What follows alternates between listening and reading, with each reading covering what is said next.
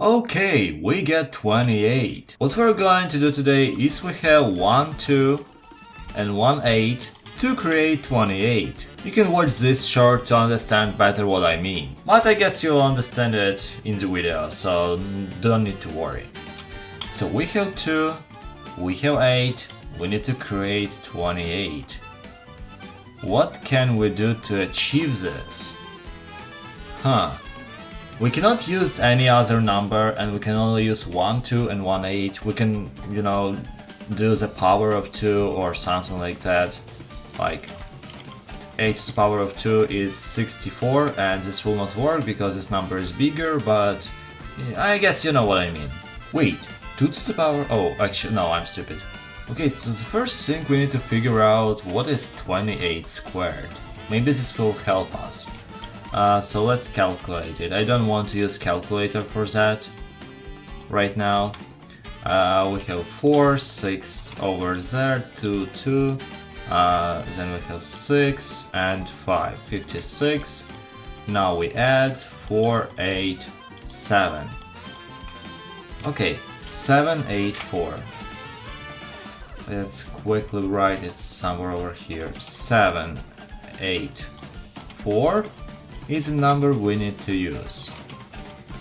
We cannot multiply those numbers because we only get 16, so this will not work. But now,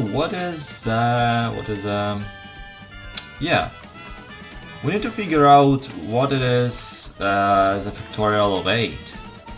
Oh, this is something like 5160. Wait, that's actually such a big number. I don't see a possible solution. Like, this number is so big. This is factorial of 8, and factorial of 2 is 2, so this will not really help us at all. But what is the square root of this 4320? Let's do this and this. 200, This under the root is 200.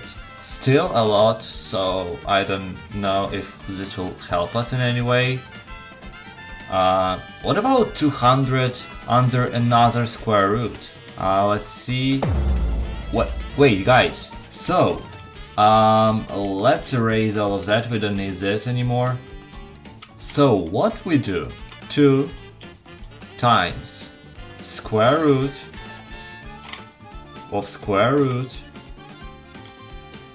of 8 factorial. And we get approximately 28. Let's see if that's true. So let's write it over here. 2 times square root of 8 factorial. We got 28! That was so simple! If you find a better solution, just write about it in the comments.